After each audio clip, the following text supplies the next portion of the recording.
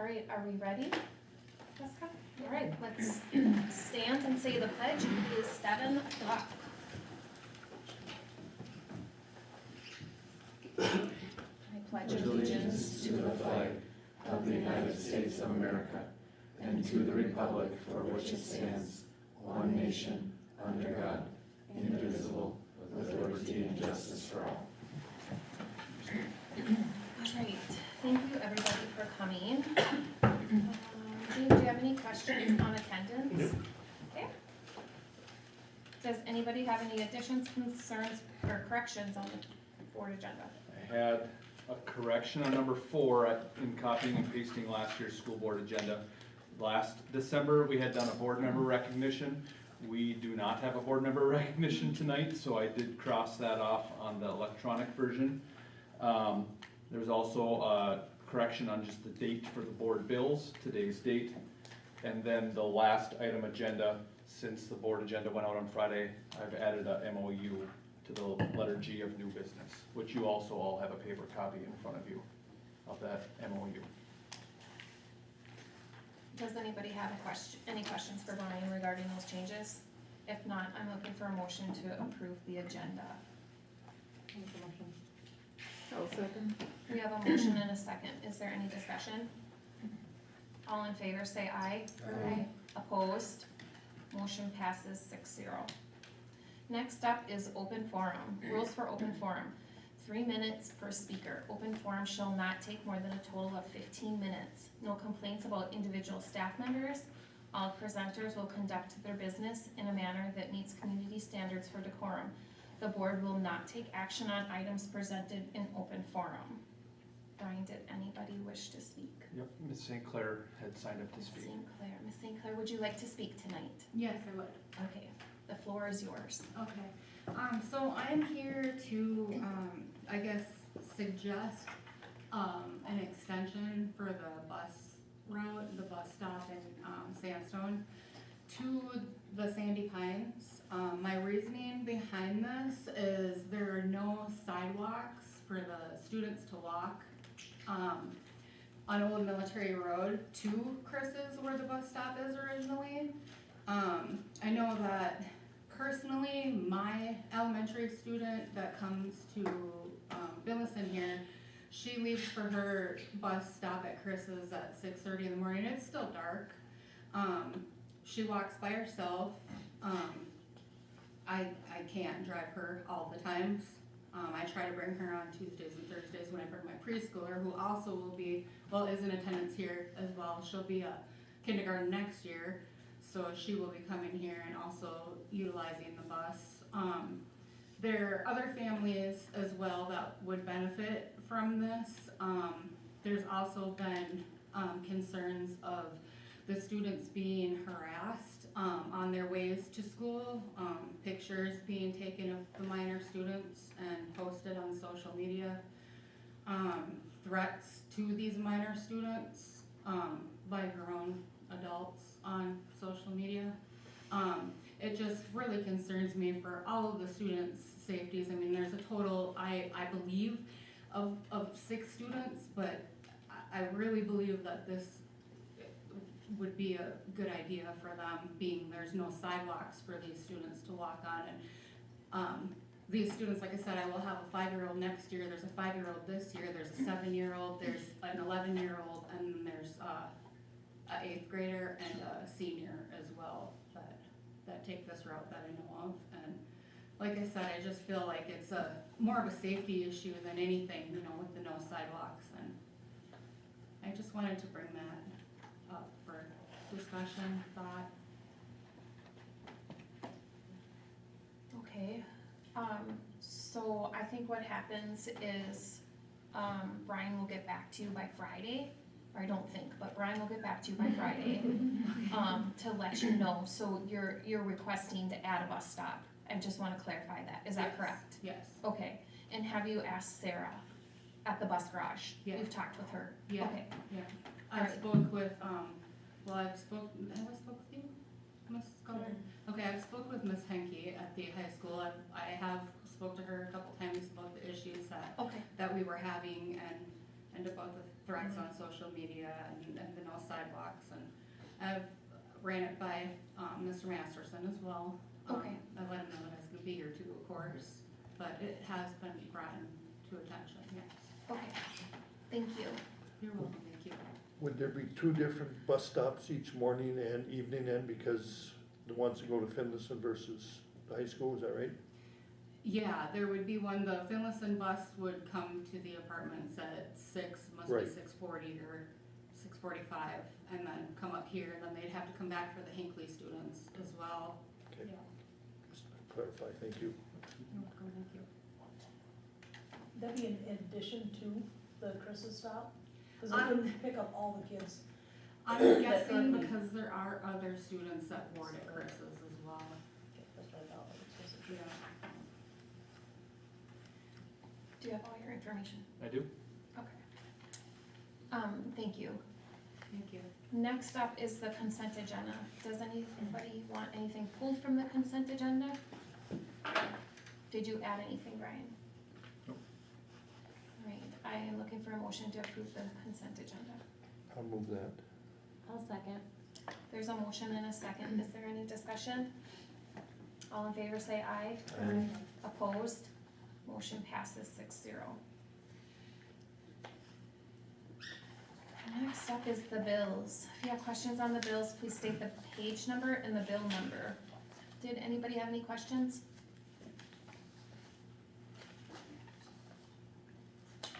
If not, I'm looking for a motion to pay the bills. I'll move that. I'll second. There's a motion and a second. Any discussion? All in favor say aye. Aye. Opposed? Motion passes 6-0. Next up is our Integration American Indian Education Report, and Sandy is virtual tonight. Hi, Sandy. Hi, can you hear me very well? Yep, we can hear you. All right, thank you. Well, thanks for letting me join virtually, first of all. I just wanted to, I think you have a paper copy that was probably put in the board report. But I do want to just tell you that, back up just a few months, that in March 15th of the 2022 year we submitted again our 3-year plan. So that's our 22-25 plan, and that was approved by MD, Office of Achievement Integration. So we are good to go starting out this year. What you are seeing is, our budget for this year. So I kind of tried to break that down, and then certainly if you have any questions on that, I'd be glad to answer that. Or maybe defer that to Brian. Just kidding. So, I guess what I would like to start out is our achievement integration. Our total budget for this year is $129,139.50. So that's our total budget. We break that down, and where the funds are allocated, I tried to put some of the categories so you can kind of see. The $118,597 is primarily for a little bit of the achievement and integration, the coordinator, the smart mentor, the check and connect coordinator. We did some professional development, which was our Rachel's Challenge that we did this fall.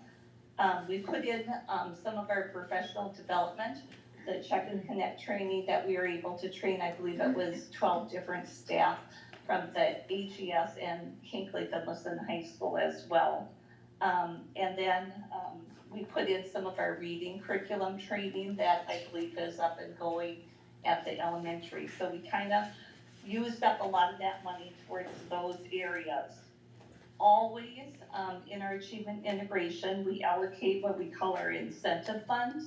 So we put that $10,542 into our new direction program to offset some of that cost. So that's kind of it in a nutshell for achievement and integration. And then at the beginning, again, of every year by December 15th, we will project our next year's budget. We do that 3 times throughout our plan.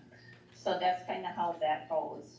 And then as far as our state monies, which we call our IEPP for our Indian education, this year, for FY 2023, which that is spend down money by June 30th, we have a total of $92,316. So we get a little bump up from our budget from last year because we have more Native American students. So pretty much how that money comes to our district is your first 20 Native American students you have in your district, you get $20,000, and then every Native American student beyond that 20, you get, I believe it's $358 per student. So if you do the math, you can tell we have a lot of Native American students. I wanna say we're probably currently at about 235, 36 Native American students, pre-K-12. So, which is really, encouraging. And we're doing a lot of great things across our district with our Native American kids. Some of the things that we're using some of our Native American monies for, 50% of that goes towards salaries. And there's kind of a strong rule with that they really do not want us to go beyond the 50% of that money is for salaries. And so we try to stay right on that mark. We also use a lot of that for our cultural awareness in our programs, our cultural teachings with a lot of outside of our cultural contractors. Our NASA organization has really grown leaps and bounds. I believe at our high school level right now, we are at about 53% of our Native American students are involved in our NASA organization. So we're really proud of that. And then we have just recently started, we call it our NASA juniors at our 5th and 6th grade level. So we are trying to filter some of that down and get kids encouraged in that. And I think that's gonna be a real positive thing for the Hinckley-Finlayson schools. And then we also have provided some monies that are allocated towards leadership training for our officers. So we have co-advisors for our NASA, but we certainly want our students in those leadership roles to kind of, organize and take charge of that as well. So all of that integration, money achievement integration, and our IEPP funds, kind of go together hand in hand, but a little bit differently as well. So any questions on any of that? I know that's a lot in a short time. Does anybody have any questions for Sandy? Thank you, Sandy. Yeah, you're welcome. Thanks a lot.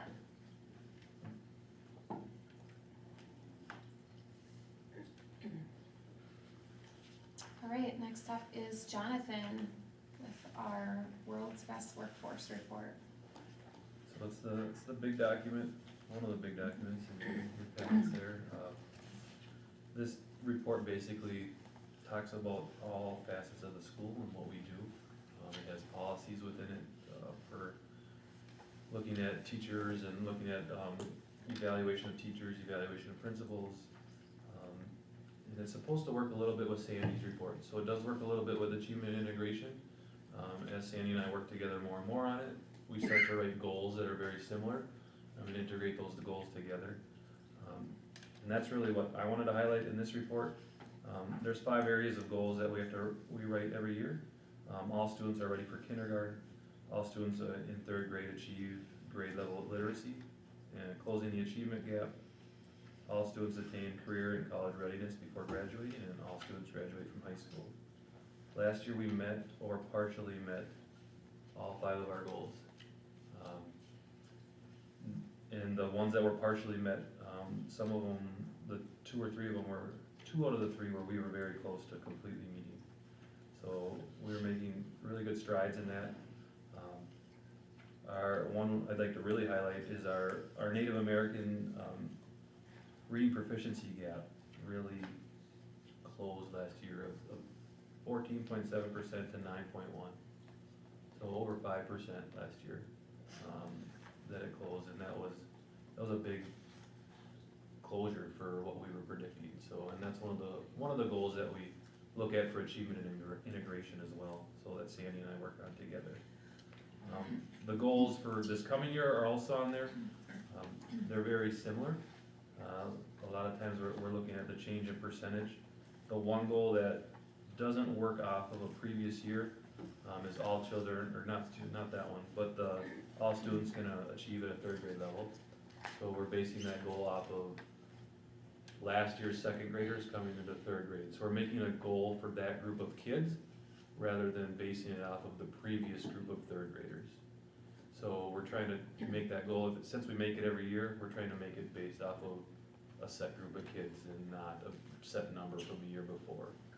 So, if you want clarification, I can give that to you, but if that's what we've decided to do with that goal, and that seems to be popular with the teachers anyway, to make sure that we're looking at this year's group of kids and not a different year.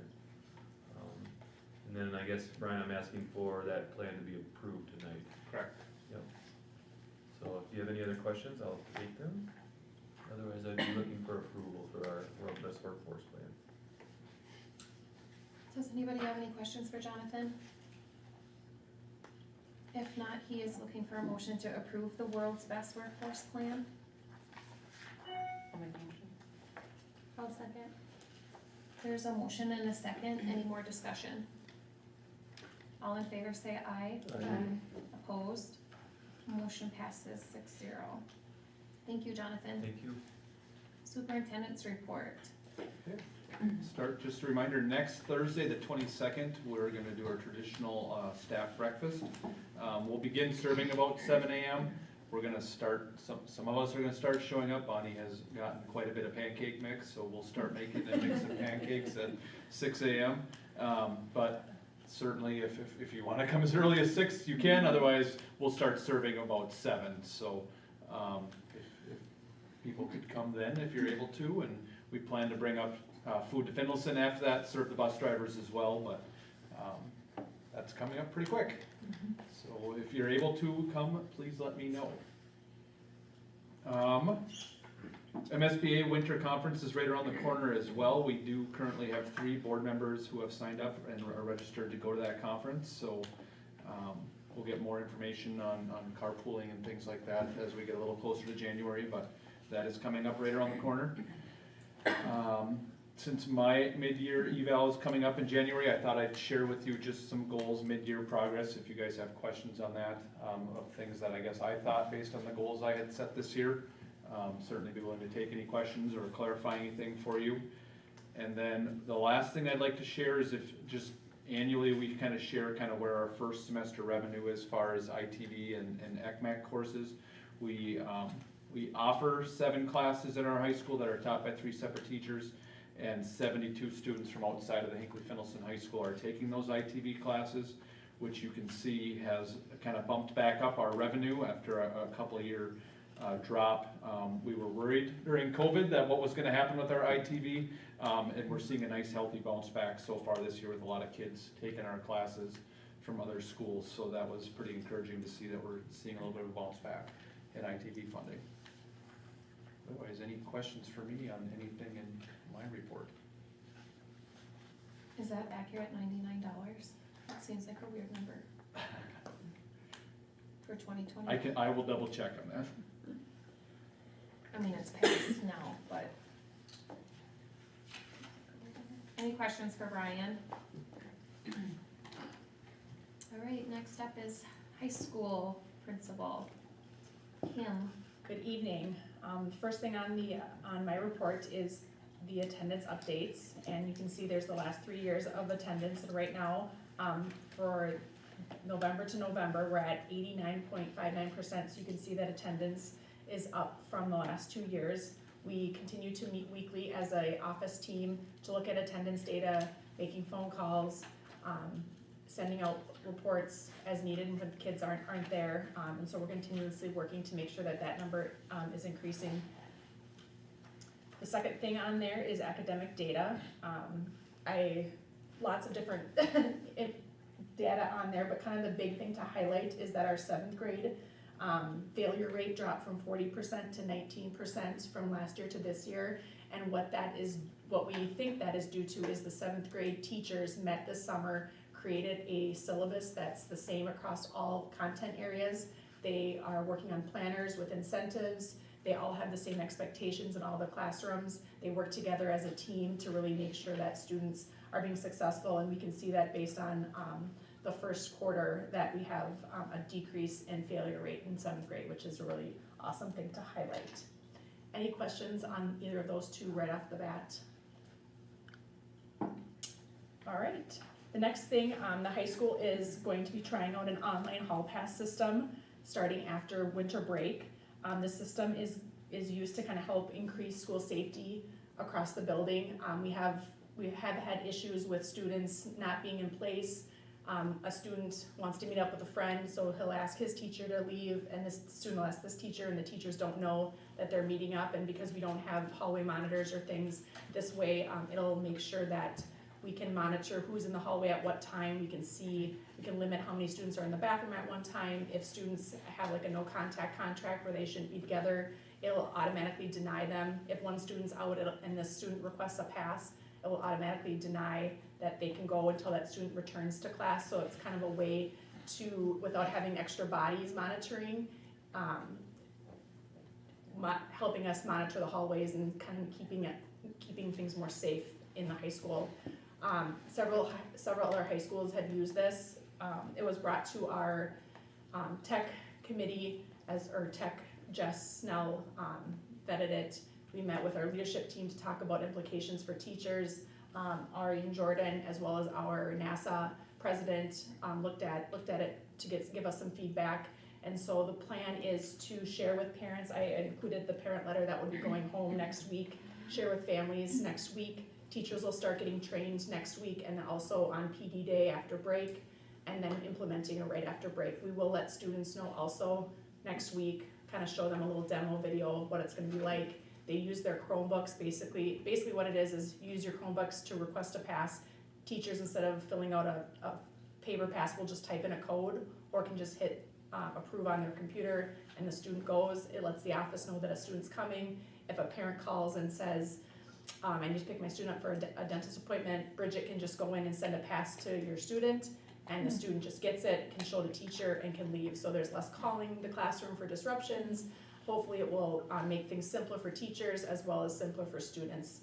So again, we're gonna kind of just try it from January to the end of the year, get some feedback from teachers, from students, from parents, and then decide if we want to continue using it. There will not be any district funds used for this. We would be using the Safe School Levy to fund this. Any questions on that? I know that was a lot of information kind of quick. All right. The next thing is an action item. We have a couple changes from subject matters from the last time we had that approved.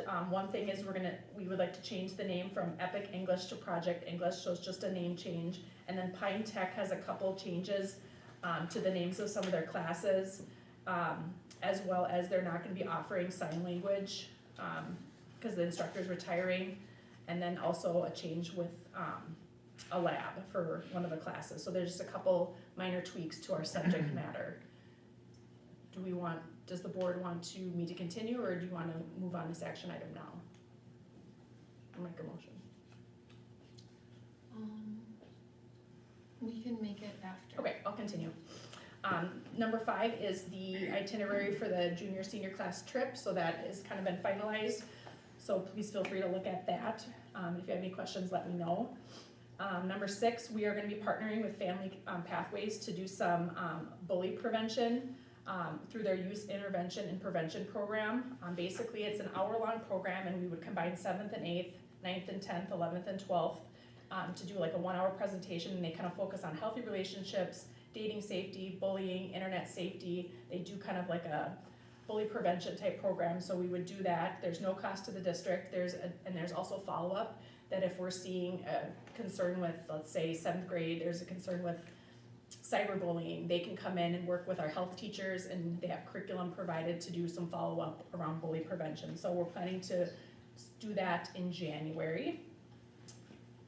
And December 19th, there'll be a leadership conference, all Hinckley-Finlayson High School students in a leadership position. will have an opportunity to attend the leadership conference on December 19th. They'll have professional speakers and activities to really grow leadership capacity for our students, to positively impact their teammates, peers, and the school community, and it's sponsored by Mille Lacs Corporate Ventures. So that's a really cool opportunity for all students in our leadership roles. Number 8 is I would like just some board feedback. We are struggling with identifying vapes in school.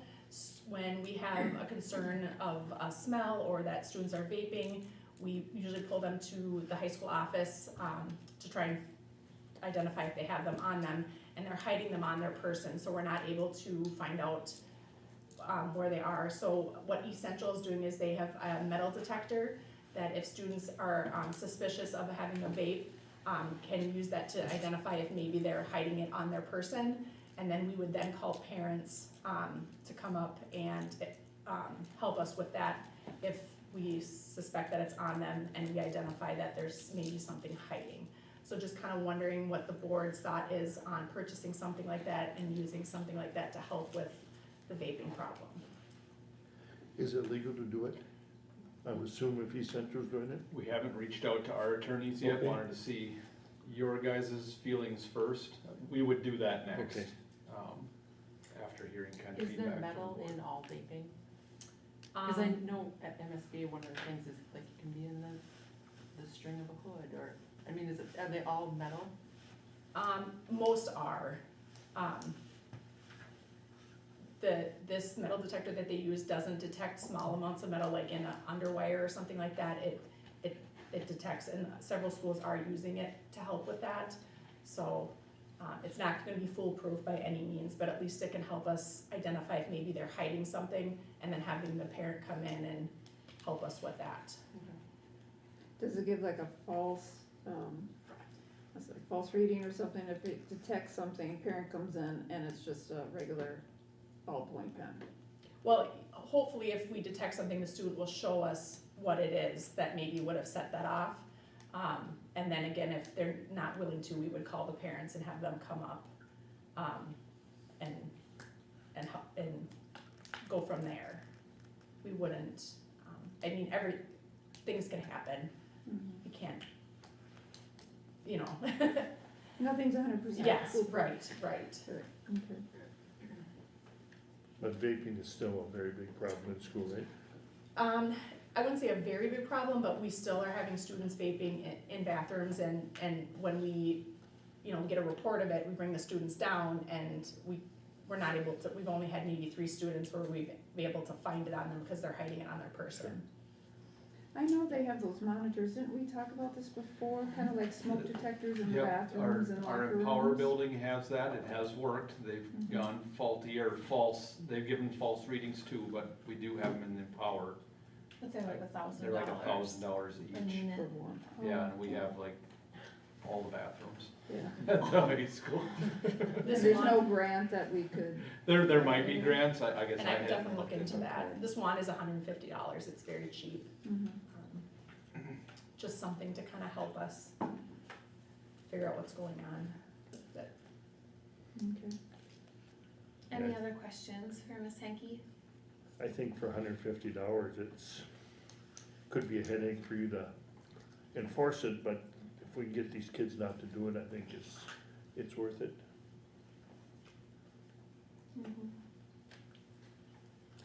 Okay, so now she is looking for a motion to approve the handbook changes, subject matter changes. I'll make the motion. I'll second. There's a motion and a second, any discussion? All in favor say aye. Aye. Opposed? Motion passes 7-0. Next up is Bonnie. oh wait, She made 6:30. Oh, students! are you Jordan? I didn't forget about you. Okay, so we just had mid-quarter, and that went well. Right now, students are looking forward to break and then the end of quarter.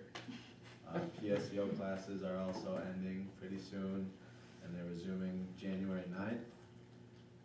And basketball has just started, girls and boys starting off with good seasons.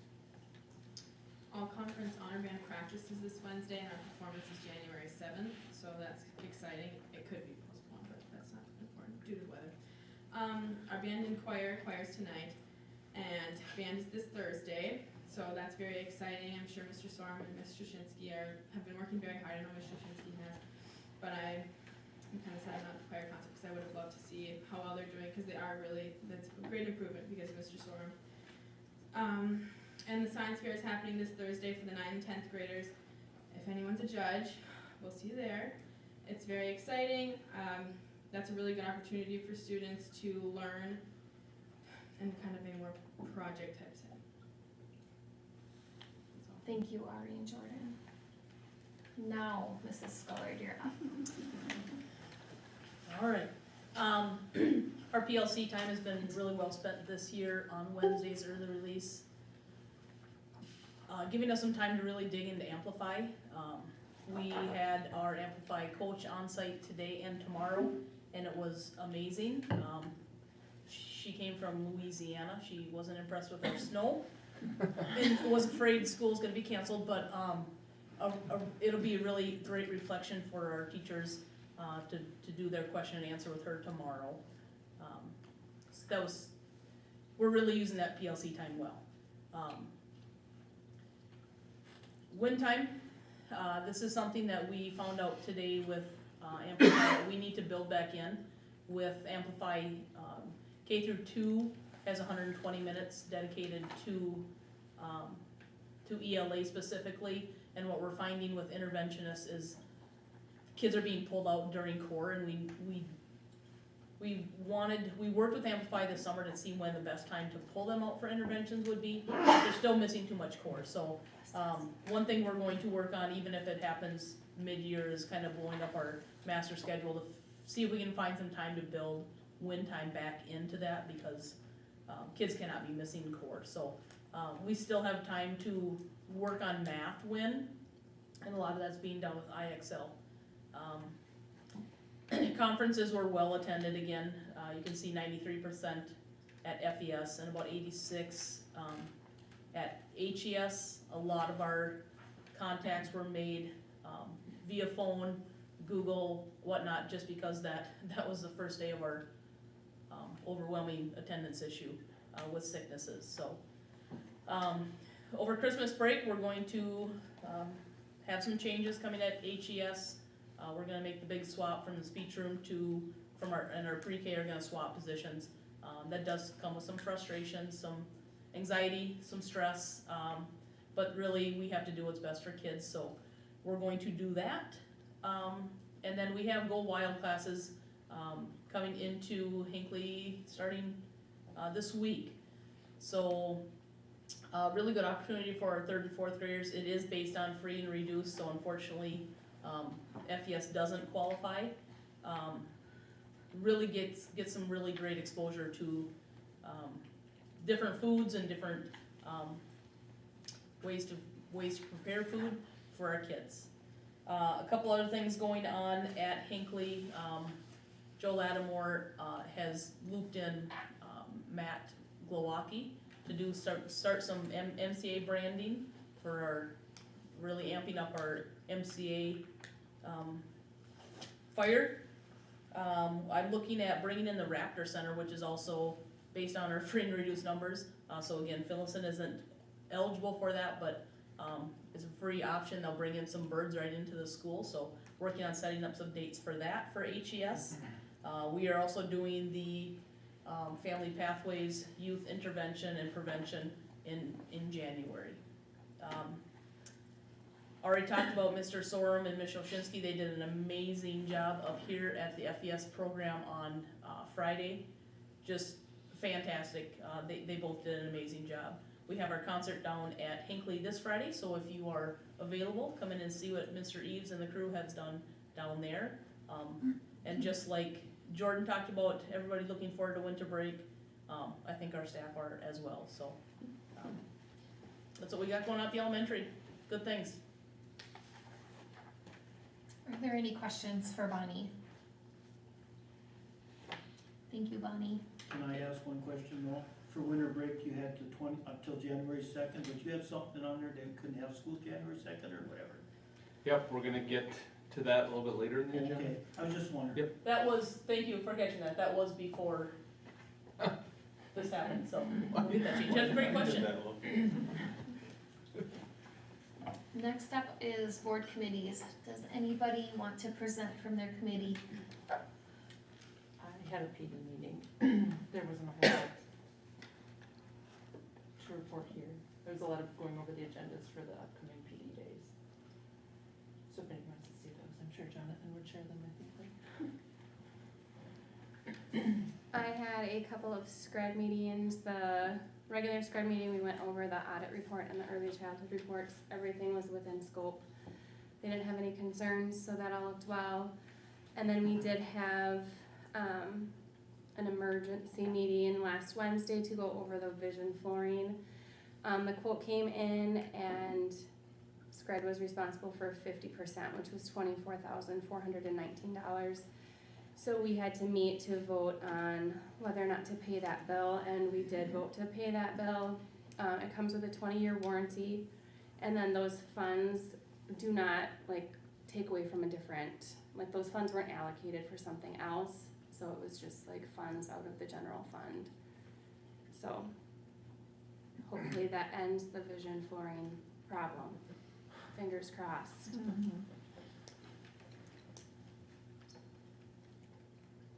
Does anybody have any questions for the two presenters? Okay, communications. Nothing? Next up is budget topics.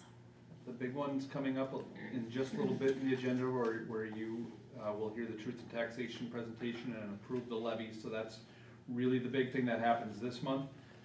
As far as looking forward to the next month, the high school has started registering kids for next year, which will then trigger figuring out how many sections and where staffing will go in the high school. Mrs. Scullard will be looking at sections that we currently have in the elementary schools, begin to roll those over as we'll start planning shortly after the vacation time. Next year's budget will start with staffing and what our sections look like and things like that. But the big action this month will be happening here just in a little bit with adopting the final levy and property taxes. Does anybody have any questions?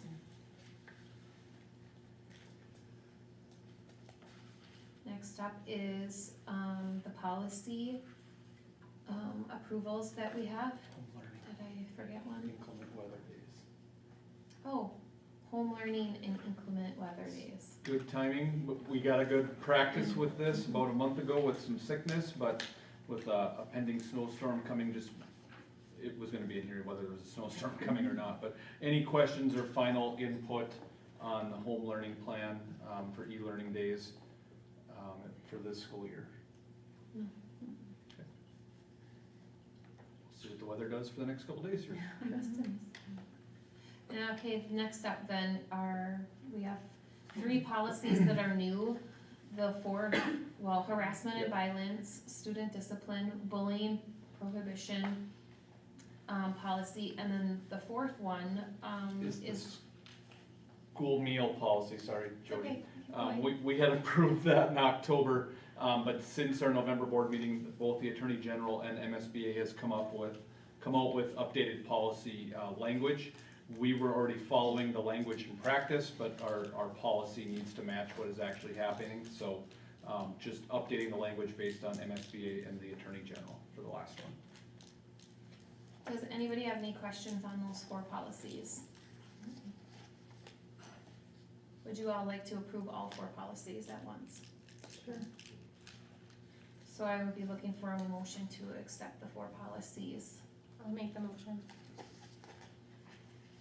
I'll second. There's a motion and a second. Is any more discussion? All in favor say aye. Aye. Opposed? Motion passes 6-0. Next up is Jaguar Pride. Does anybody have any additions to Jaguar Pride? It did add one. Number 8, Hinckley-Lions have donated $5,400 to door and window coverings at HES. So that has been added in the electronic copy. That's wonderful. Is that gonna be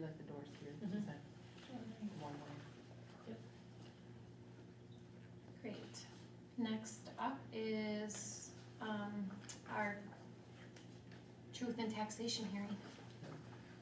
Aaron Bushberger from Ehlers, who's been a lifesaver for Joanne and I for the last whole school year, but especially the last 2 months, is here to help the new superintendent through this process. So we'll turn it over to Aaron from Ehlers. Thanks, Brian. As Brian mentioned, my name's Aaron. I'm part of your Ehlers team. Prior to joining Ehlers, I was a business manager for a couple school districts for about 15 years, so I've got a couple of these truth and taxation presentations under my belt. So we felt like it would be a good opportunity for me to come. I know you're talking about the roofing projects a little bit too, so really this really fits in well. We've got a pretty thorough presentation here. I'll try to kind of keep us moving through it. And then we can go from there, and we'll allow for public comments at the end of the presentation as well. That's part of the requirement. So I think you have the presentation in front of you. And so that the first slide regarding Minnesota state law requirements. So you're required to have a public meeting between November 25th and December 28th. It's got to be at 6 p.m. or later, which it obviously is tonight. And part of that is encouraging public to attend if they would like to. And then as you can see there, you must allow for public comments as well. And the presentation really includes information about your current year budget and then information about the proposed property tax levy. So the next slide is just really the agenda. We'll talk a little bit about background information on school funding, and hopefully you've heard some of this before, but I think it's an important information, especially when you talk about the levy and the entire budget. We'll talk about the district's budget, the proposed property tax levy, and then, as I mentioned, allow for public comment at the end. So the next slide is really, tying school funding into the Minnesota legislature and the Minnesota Constitution, right? There's a mandate in the Constitution that they fund public school districts and public school systems. And so on that next slide, as a result of that requirement, funding is highly regulated in the state of Minnesota. So the state really sets all the funding formulas which determine revenue, and as I'm sure most of you are aware, the majority of that funding is based on how many students that you serve, and so it's based on enrollment on a per pupil basis.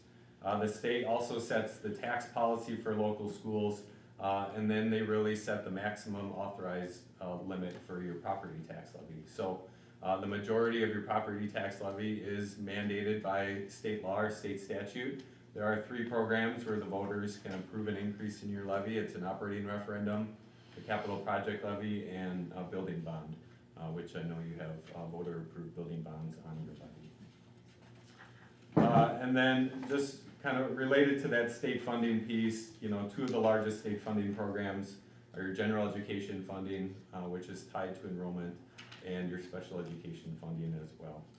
And so that next slide is really pointing out the general education funding formula and how it's really lagged inflation over the course of the past, if you look over the past 20 years, and more specifically within the past 2 years, right, that we've seen that increase in, that significant increase in inflation. So for the past biennium, for the 21-22 fiscal year, there was a 2.45% increase in general education funding. And then for 2022-23, there was an increase of 2% this year.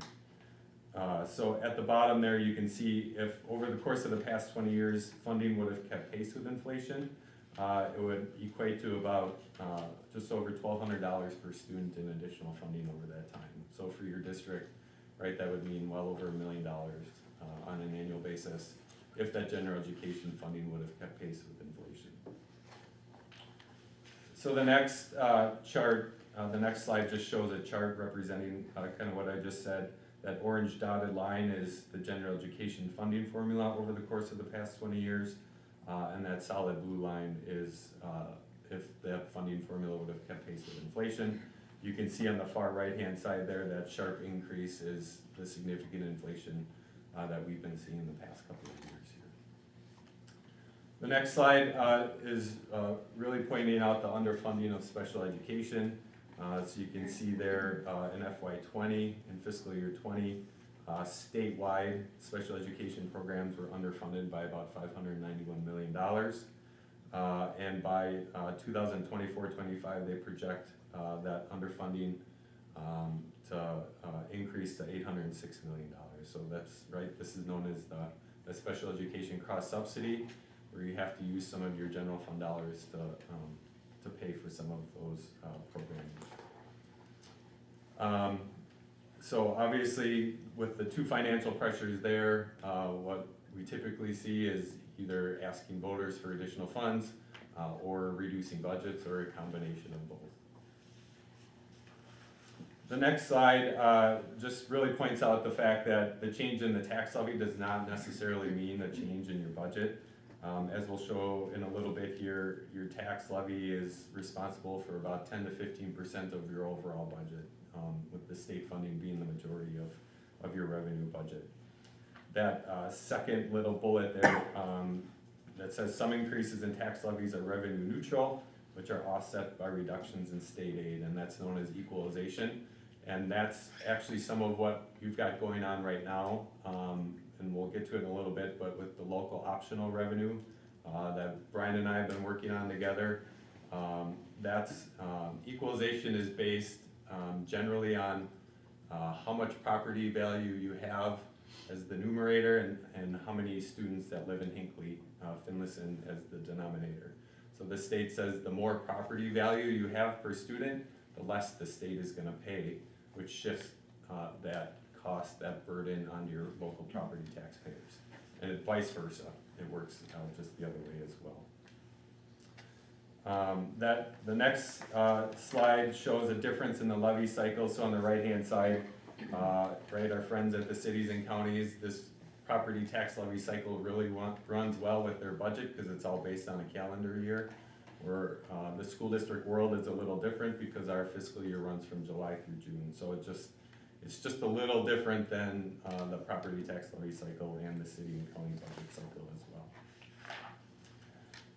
The next slide, so just to get into a little bit of your budget information. So as you're aware, our school district budgets are required to be divided into separate funds. The largest of which is the general fund. And then you also have your food service, community service, building, construction, debt service, and trust funds. And so the next slide is really just a high-level overview of those funds, your beginning fund balances in the gray, the actual results from fiscal year 22, and then your ending fund balance, and then in the red there is the 22-23 budget for your revenues, expenditures, and projected fund balance there. So the next couple charts really kind of show what's on that table. So if you look at the revenue from all the funds, you can see in the dark blue there, the largest fund, as I just mentioned, is your general fund. Just over 87% of your total revenue comes in through that fund, with food service, community service, and debt service as well. Then the next slide shows breaking that general fund revenue down a little bit more. So 75% of your general fund revenue comes from the state of Minnesota. In the green is your federal funding, and so that's a little elevated right now with some additional federal stimulus funds, the ESSER funds that have come through. And then the local levy in the dark blue is about 12% of your current budget. Then the next slide shifts to the expenditure side of your general fund. So your expenditure budget is just over $15 million, and we have that broken out. In the orange you can see is the elementary services, and in the green on the left was the secondary services. So just about 70% of your dollars go directly to your elementary and secondary programming. Then moving on to the Pay 23 property tax levy. So we'll talk a little bit about how the levy is determined. We'll compare the levy to last year, and then give a couple of reasons why your levy changed from last year, and then talk a little bit about the impact on your district residents and taxpayers. So the next slide is a little bit about property tax background. It's pretty straightforward. Every owner of taxable property, pays taxes to different jurisdictions, including the city, school district, and county. And each taxing jurisdiction sets its own levy, and then that process flows through the local counties. The next slide shows your proposed property tax statements that are required to be mailed out in early to mid-November that your residents received. And so we'll get to this in a little bit here, but The way the proposed property tax levy was calculated was on an amount that was higher than what you're looking to approve tonight. And so, so folks' levies will change from the proposed property tax statement that they received in November to the final tax statement that they'll receive in March. So the next page is a little bit of overview of school district property taxes. You can see that there are a variety of categories that the school district can levy, and MDE really calculates those maximum amounts for school districts. As I mentioned, state law kind of dictates most of those levy categories with voter approval for operating referendum, capital project levy, and bonds. The next slide shows really the school district property tax process. So the assessor is involved in the beginning, right, in valuing your district properties. The legislature sets the limits in state statute, and the county auditor comes back to calculate all those limits. The Department of Education works with school districts on that. And then you can see in step 5 there, that's where the board comes into play for approving the proposed levy in September, having the public hearing, and then approving that final levy in December. And then the county auditor uses that information and calculates the final tax statements, which will be mailed out next March. So the next slide there is just a summary of what I just talked about from a school district perspective. So really, the Department of Education sends those levy reports out in the beginning of September. And then it's a little bit of a mad dash for school districts to get everything kind of figured out and calculated by the time that proposed levy approval rolls around. So that happened for you on September 12th. Then the county mailed out the proposed property tax statements. We're holding our public hearing tonight. And then after that, you'll approve the final levy. So the next slide is just an overview of the district's levy. So as you can see, it is proposed to increase by just under $170,000 or 6.9%, which again is less than what you approved back in September. If you remember, if I can interrupt, in Yep. September, remember it had been proposed as high as $475,000 increase. So it has come down dramatically after some corrections from the state in the last even few weeks. So it'll be a much different tax statement the taxpayers will see in March than what they got in November. Sorry. Nope, all good, yep. So the next page shows just a little bit more detail about your levy. So you can see in the lower right-hand corner there, you can see that $169,936, it's increasing, or 6.9%. So there's really 2 categories that had changes. And so that the next slide shows that first one. So the general fund, the instructional lease increased by about $259,000. And I think, as has been communicated to you, it's for 2 years worth of your financing agreement for the gym and walking track addition. So, so I think that's been presented and communicated to you previously. Then the next slide shows the other significant change is a decrease of $106,000 in prior year adjustments. And so this is what Brian and I have been working on, is revising that resident enrollment number to get that kind of to where it has been in the past. And so even though, right, so back to the equalization piece, even though the amount of levy here is decreasing, it just means the amount of state aid is going to increase.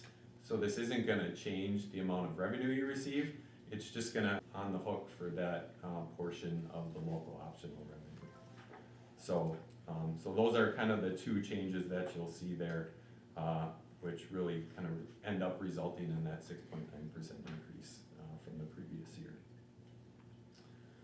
So the next slide just really talks about factors impacting individual taxpayers' school district portion of their taxes.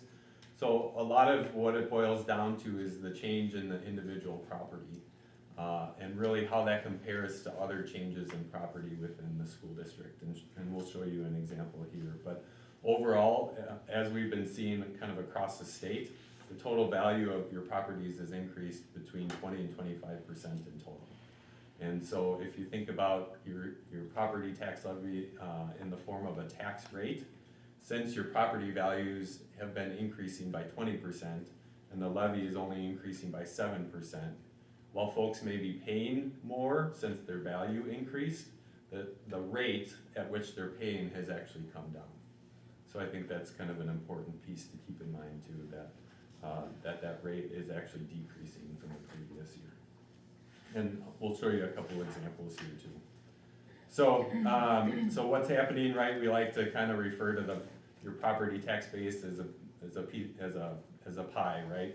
And so every one of your property owners has a piece of that pie. And if their value increased faster than somebody else's, then their piece of the pie just got a little bit bigger than it did in the previous year. And so that's gonna fluctuate from year to year, depending on what each individual property owner's value changes from year to year. So the next two slides here with the little houses on the right are just showing what that means for a school district property tax levy. So here's the example, right? You have two properties in your district, each house is valued at $100,000. So if you have a $500 levy, each house is gonna split that evenly and they're gonna pay $250 each, right? So the next slide then shows, okay, so what happens if the orange house value increases by 10% and the blue house increases by 25%? So now that orange house is valued at $110,000 and the blue house is valued at $125,000. Well, the school district levy is still gonna be $500, right? So I think that's important to note too, that typically cities and counties will levy on a specific tax rate.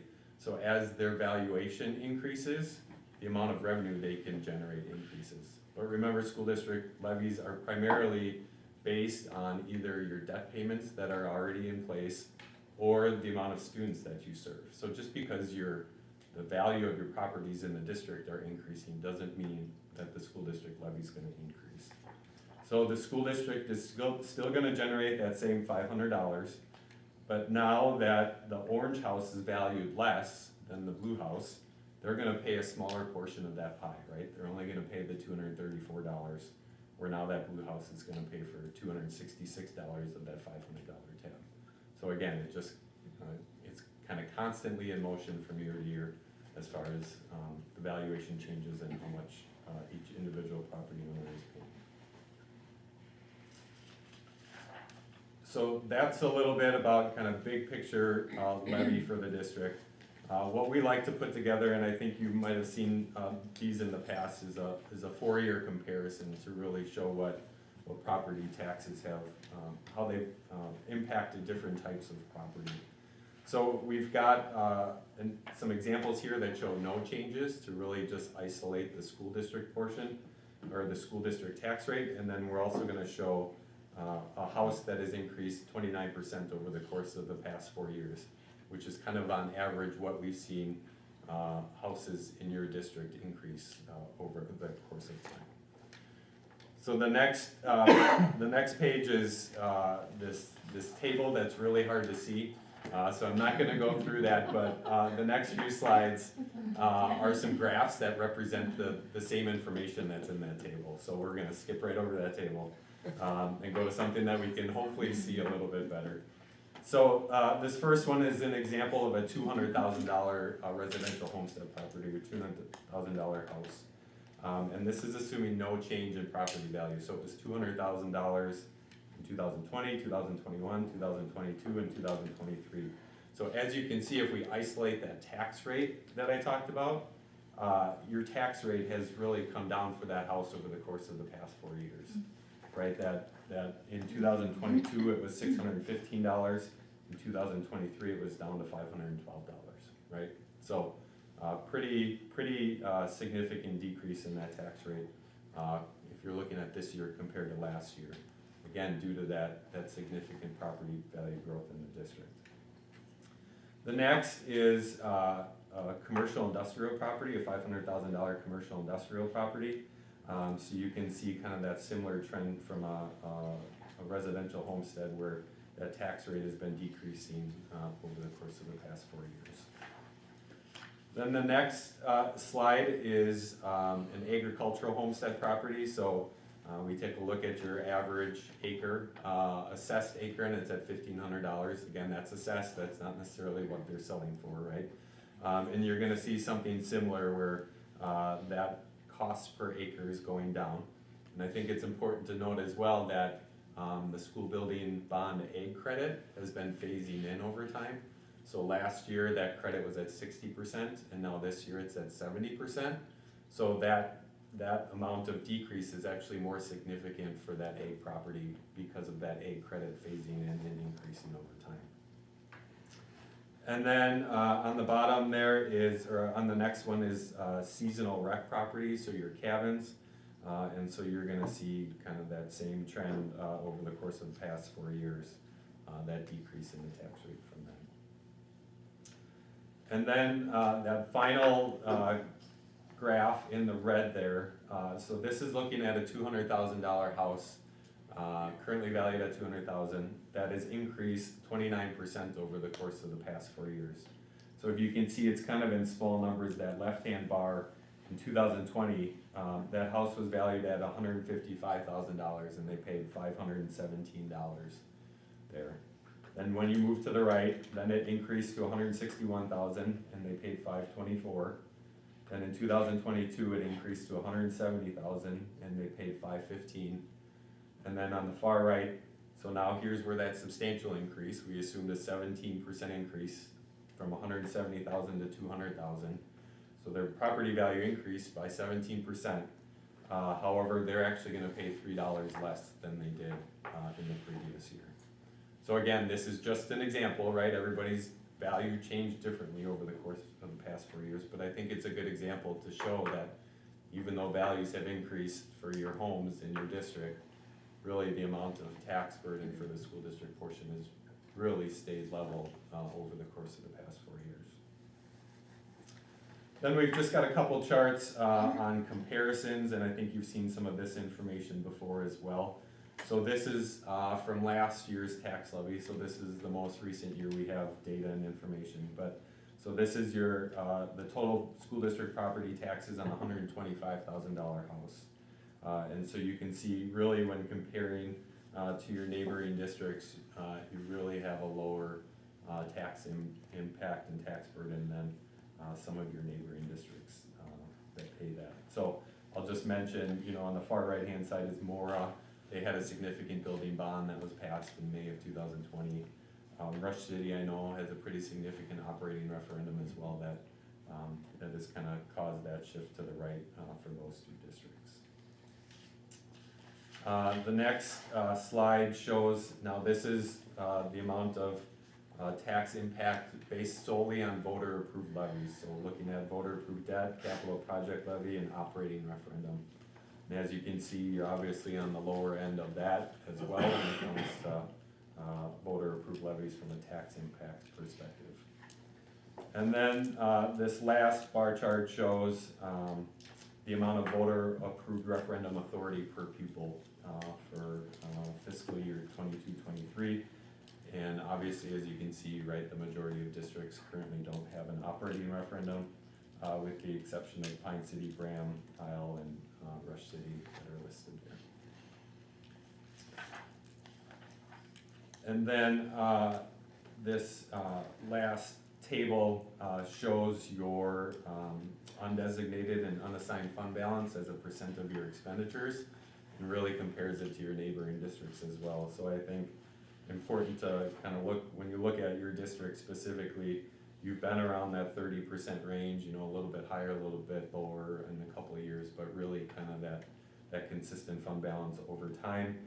There's your neighboring districts that obviously have a more significant fund balance and a lesser fund balance that you do, but you seem to kind of be kind of right in the middle there when you're comparing to your neighboring districts.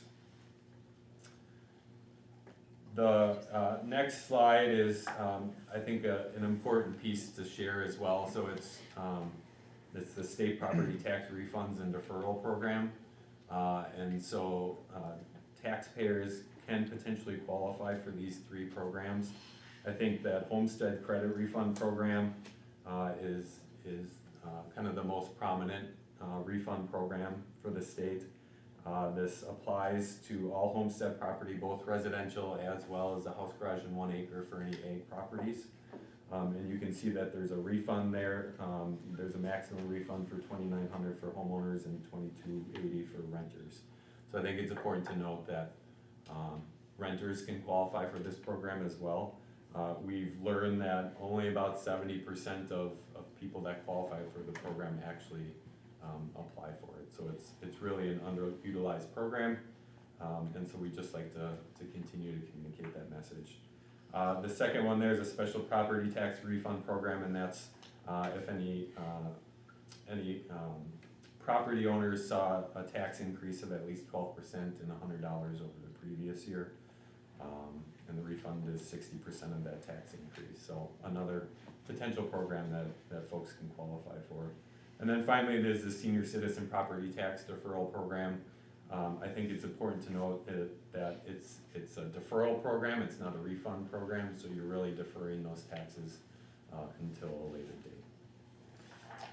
date. So really the next steps, the board will accept public comment. I'd be happy to answer any questions you have. I know cranked through a lot of information here. We tried to get through it pretty quick. And then you'll certify the final property tax levy. And I'll just mention too, I mentioned at the beginning, the proposed property tax statements went out to folks. Their final amount that they're gonna pay is gonna look different than what they received in November. So I think that's important to note. And I think kind of between those property types too, some of that property tax impact will change too. So just be aware of that number is gonna look different for folks than what they saw. Would anybody in the public like to comment on the truth in taxation presented? I can say a couple things. You said 1 acre for agricultural there, you can get a rebate, but in Pine County, you have to have 10 acres to be classified as agricultural. 10 acres of agricultural land. Okay. So does that mean you wouldn't get that rebate? Yeah, it's a house garage and 1 acre for anything. But in Pine Yeah. County, you have to have 10 acres. I do not know that offhand. I can find out though. I was just wondering. Yeah, So. I'm not sure. And then you also said land is only $1,500, there ain't no land around here that's $1,500. I totally agree. And we pulled off the assessed data from last year. Is the most current data we have. So That ain't even close. I don't disagree with you. So, they already showed what our evaluation's gonna be, it's gonna astronomical. Okay. Yep. So, Yep. We've been seeing a lot of that. especially with Across us the that state. own land. Then I have one other question, like, the ones that live in section 8 of housing and that, do they pay taxes, or how does that work? Well, the owner of the property is going to be paying the But taxes. but if it's section 8, doesn't the state pick up most of that? They do. So, that's just what Mhm. kind of burns me, because they get tax rebates and that, and they don't even pay taxes. So, Sure. I just said my piece. Would anybody else like to comment? Does the board have any questions for Aaron or Brian or Aaron? Aaron. Okay, if no questions, then I'm looking for a motion to accept the recommendation to approve the levy option. Oh wait, did you wanna go over the levy Yeah, options, so maybe? Yeah. Okay. Because we had put all our COVID funds into, the remaining COVID funds into this school year, and not knowing fully where the state's going to come through it, I mean, it sounds promising right now, but we don't know what the state is going to come through with for funding for this upcoming school year. I did propose 3 levy options. I'm recommending option 1, which is to levy the max of an additional $169,936. You do have 2 other options, just using kind of what the board has past practice done. We have under levied in the past, $10,000 in unemployment or reemployment, which would drop the levy to $159,936.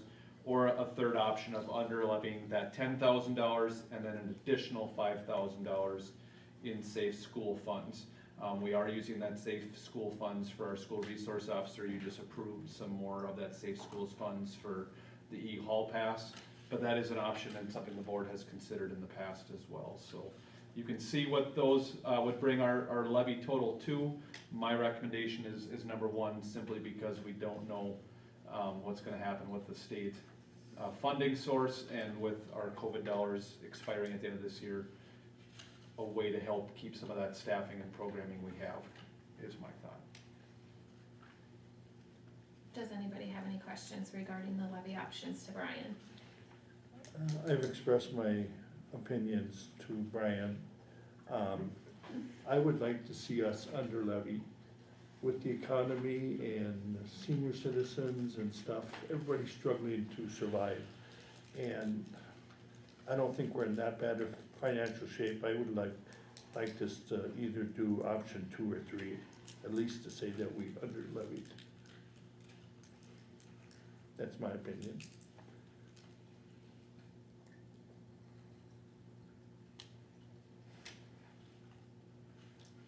Do you remember how many years we've under levied? I'd have to go, at least the last 3, and most of it's been that $10,000 in unemployment. The reason I didn't recommend unemployment is because we've got hit kind of hard this year, but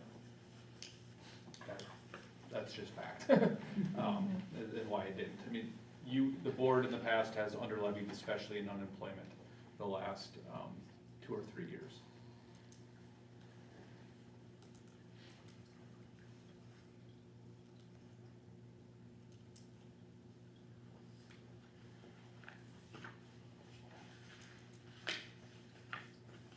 Anybody else?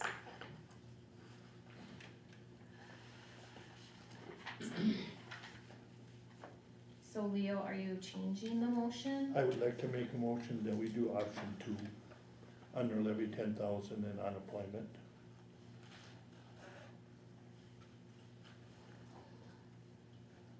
Is there a second?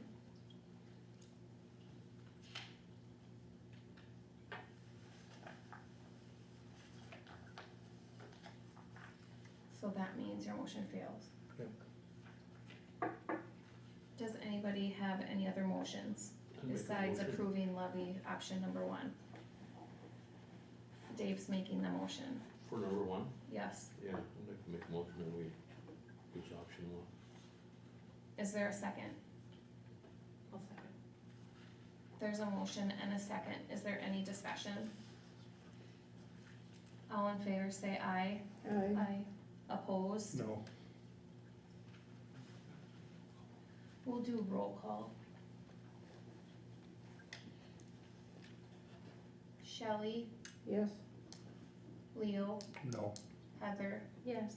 Angela, Yes. Dave, Yes. Jody, yes. So motion passes 5-1. Thank you. So how much increase is that, Brian? I don't see that on my paper. That will be a $169,936 increase. Okay, thank you.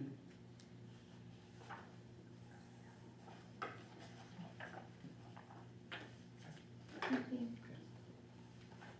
So next up is, funding the roof projects. And Aaron's been a huge help with this project as well.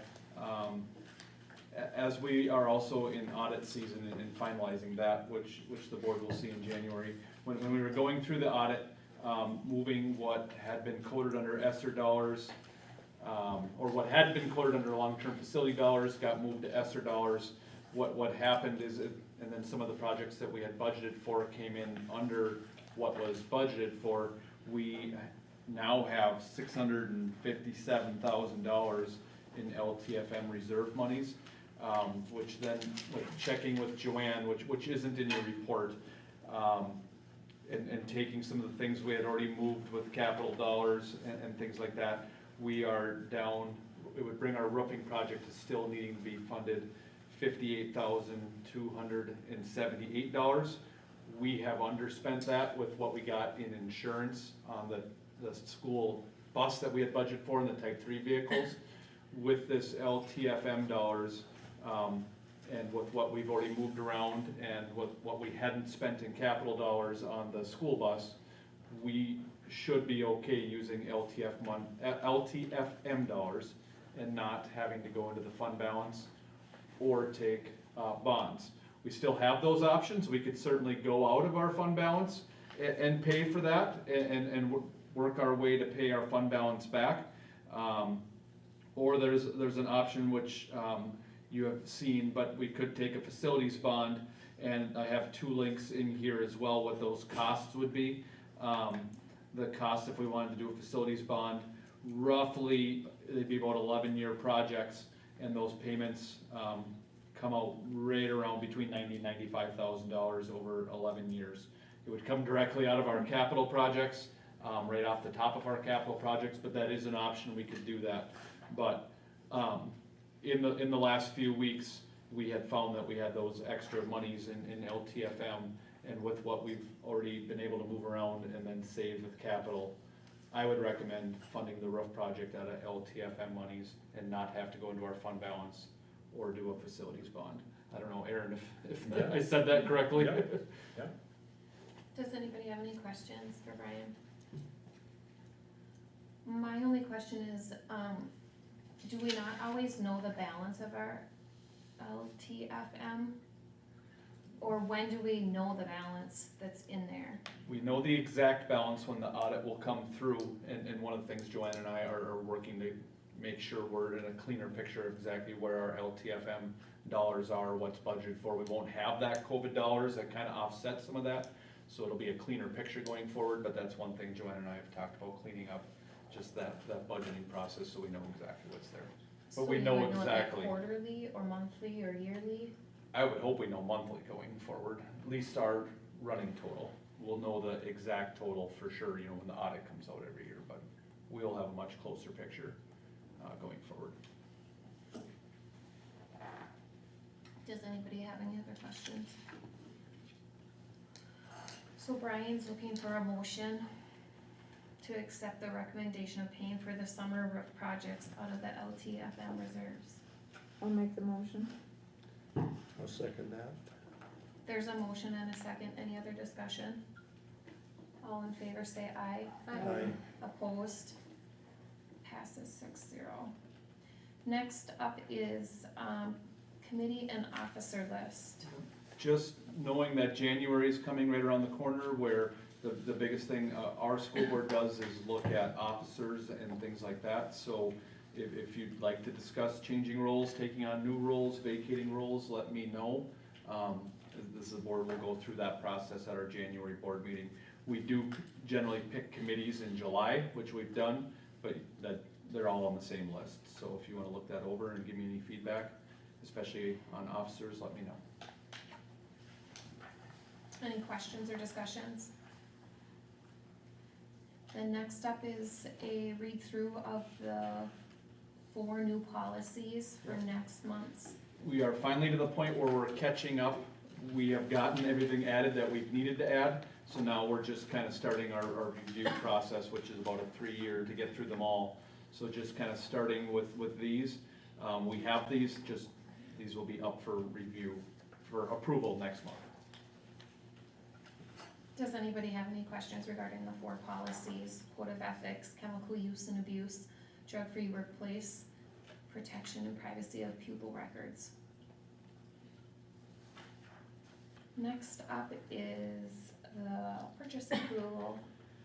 So I've reached out to MSBA and haven't heard back, so I'd like to at least put a purchase approval procedure into board action, where recommend requiring both the superintendent and business manager to sign off on all purchases over $2,500 and all bids over $2,500, just so the communication is clear. Both the business manager and superintendent know it's in the budget. We both are aware, just to kind of have some extra checks and balances going forward. Is there a motion to accept the purchase approval as I'll make presented? the motion. Can I ask a question? Sorry, is there any questions? The $2,500, if we approve that now, and it needs to, if that's all you and Joanne are doing in the summer, can we change that? Yeah, we could certainly bring. If it needs to be increased. Cause yeah, it seems to me like It seems low. 2,500, yeah, it'd be Yeah. constant. It might Yeah. be me being a little extra cautious, but I'd rather So if be we approve that now and you're. signing like, off yeah. on everything. Yeah, we could bring it back Yeah. if we needed to after. Cause just out of curiosity, if you had a guess as far as how many, $2,500 items come through. That's. I mean, They're both laughing. I got at least 8 or 9. Yeah, it just seems low, it seems like it should be higher, but. I'm comfortable with signing off on things Okay. and Mhm. then having something missed. Mhm. Any other questions? Is there a motion then to accept the purchase approval as presented? I will make the motion. Any I'll second? second it. There's a motion and a second. Any discussion? All in favor say aye. Aye. Opposed? Motion passes 6-0. Next up is the calendar adjustment. So, January 2nd is the federally observed day for New Year's Day. Based on MSBA, MASA, and our school district attorney's advice, we were scheduled for a staff in-service day only, no students. Their recommendation was to not have the staff in-service day on January 2nd. We need to have so many staff PD days. We would like to continue that training. We have, as Ms. Hinckley talked about, e-hall pass coming. We have a check and connect presenter coming. Mrs. Scullard has her leadership team going through some of the state mandated school improvement things. Just a lot of things that we want to keep going. So my recommendation would be to cancel school for staff on January 2nd. So there'd be no school January 2nd for students or staff. January 3rd would move to just a staff in-service day, but we would open it up to all support staff in the district as well, bus drivers, cooks, office staff, paraprofessionals, to keep their 171 days, because that's the other part of what we have to look at, is make sure our support staff get enough days. They would be able to come to these trainings at their regular hours. What we would still need to figure out is the teachers in their contract work 182 days. So what I had given you all, and working with Eric and HFEA, is a MOU of kind of how to work that back so the teachers will still get their 182 days. What I'd propose is sometime between now and the end of the school year, the teachers would document outside of contract time things that they're teacher-related duties, whether it's grading, prepping, working with students, and they would have to document that, the hours, have it equal 7.5, turn it into their principals by the end of the school year. If they do not turn it in by the end of the school year, they would then lose the pay for that day not being worked. So sounds like HFEA was on board with that. I don't know if Eric, you put you on the spot. Any comments on that? Yeah, it's, it's a fair situation for us. So, probably every week we put in 7.5 hours of extra, but, I'll just throw that out there. So, yeah, it was good to try to figure that out. Just thought it was a fair way to make it up without looking at making up that day, bringing them in on an already planned holiday or vacation or canceling flight. Teachers may have personal days and then having to cancel those. This seemed like a good compromise with all those other things kind of already planned and laid out without having to drastically change a way to make up the 7.5 hours. Does moving the 3rd to a no student day affect sports games that are scheduled? We will still be able to have games. Okay. When we've had staff in service days, we've still had games. So I think there's varsity girls that day, they'll still be able to play. Okay. Junior high girls will get pushed back one day, will be the one disadvantage.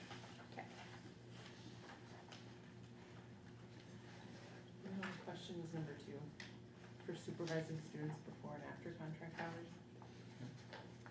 What is that? Could be kids staying for homework club, might stay past 3:45, the teacher's willing to stay. Sometimes kids come in before contract time to get some help, so they could document some of those hours before the 7:40 time or after the 3:45 time. Any other? Is this at the principal's discretion?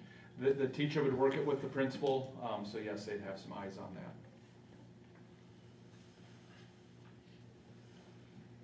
Any other questions? I guess it's just the last part of the board approves. I'll start communicating this tomorrow with families, cause January 2nd's coming quick. So I'm looking for a motion to accept the calendar change for 22-23 and the MOU between the district and the HFEA. I'll make that. Is there a second? I'll second it. There's a motion and a second. Any discussion? All in favor say aye. Aye. Opposed? Motion passes 6-0. And that is the end of the agenda. So I am looking for a motion to adjourn. I'll make the motion. I'll second. There's a motion and a second. Any discussion? All in favor say aye. Aye. Opposed? The meeting is closed. 8:25.